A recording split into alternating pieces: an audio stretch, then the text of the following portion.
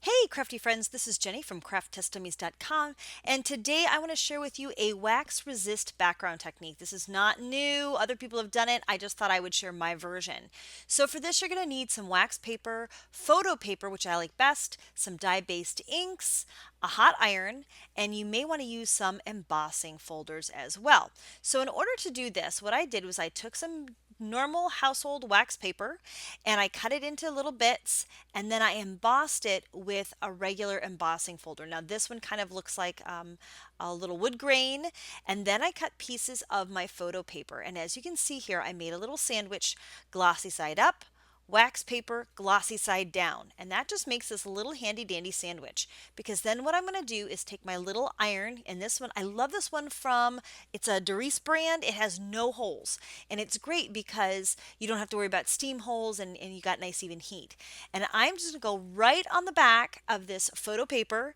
It's plain on the back. It's not glossy on the back side. So I can just iron it, and I'm just doing some moderate pressure, but I'm letting the heat go through the top of the paper, and then what it's going to do is kind of melt the wax. Now the crazy thing about doing this technique is that when you first open it up, you don't really see what the resist is going to look like. It's kind of hidden in there, but you have to kind of trust the process.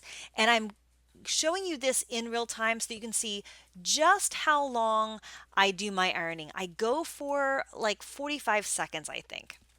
But again, this is a really cheap iron. It doesn't get super duper hot. You just need it to be hot enough to melt the wax. And because this paper isn't coated on the back, you can just kind of keep going until you feel like it's nice and warm. I'm going to give it just a second to let it cool. And then we're going to go ahead and move on to the next step. So, because this technique means that the photo paper wants to soak in the ink, and this is why I use photo paper instead of glossy, I'm going to go direct to the paper with my stamp pad. Other people have done this using a brayer. It works fine, but for me, it took a long time. And if you're using photo paper versus glossy paper, the photo paper really wants to soak in the ink. That's what it's actually formulated to do. So I found that it takes a lot of product, and just kind of rubbing and buffing it at the same time gave me better results. And again, I'm kind of showing you this in real time so that you have an idea of how long it took me to get those results. But as you can see, while I'm rubbing it and smushing in and letting the paper absorb these layers of color, you can see the resist emerge. And again, don't forget, you get both of those pieces, a positive and a negative. So every time you emboss one sheet of wax paper, you're going to get two backgrounds out of it, which I just love. It's, you do one bit of work and you get two cool things out of it. So you can also layer and mix colors too. If you wanted to add a little bit of yellow or a little bit of a darker color, you could even give this more depth and dimension. But just looking at it right off the bat, I think it's spectacular. And as you can see, it's still super shiny, the way photo paper is supposed to be. It dries almost immediately. There's no smearing, there's no smudging. It's super resilient and dark and deep and fantastic.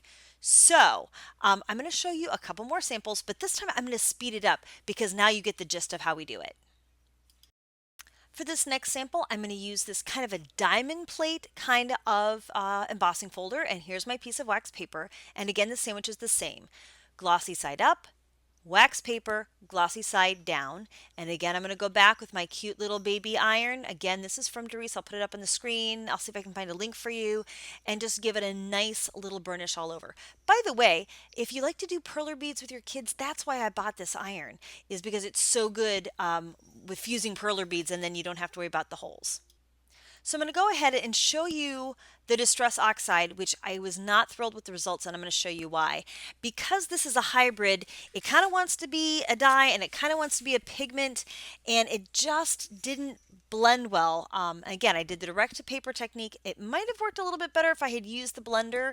But you know that chalky thing that we love on Distress Oxides? It doesn't really read well on the photo paper. So that's why I just was not in love with this. However, you're going to see here in this next little bit, I went ahead and did another sample. This is with a Stampin' Up pad, and I like the results better. Their foam pads are so dense, though, it wasn't really great for direct to paper. I might want to use a brayer on this one.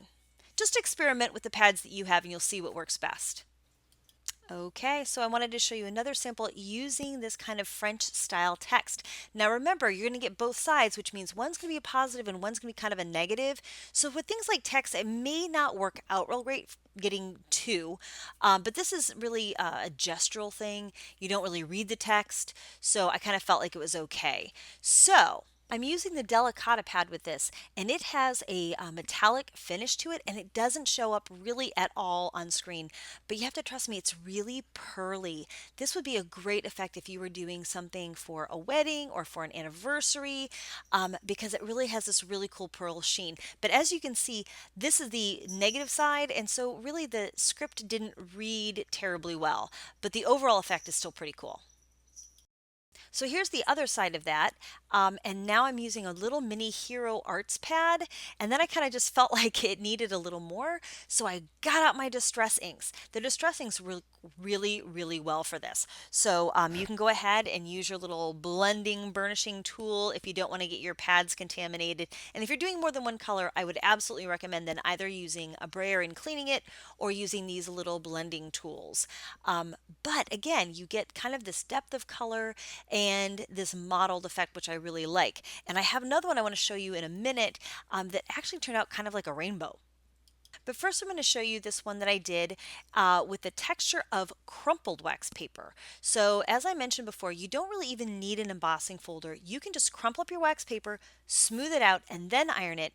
And what you're going to end up with is this kind of faux leather look. Now, if I had done this in like browns and blacks instead of reds, I think it might have even shown up more.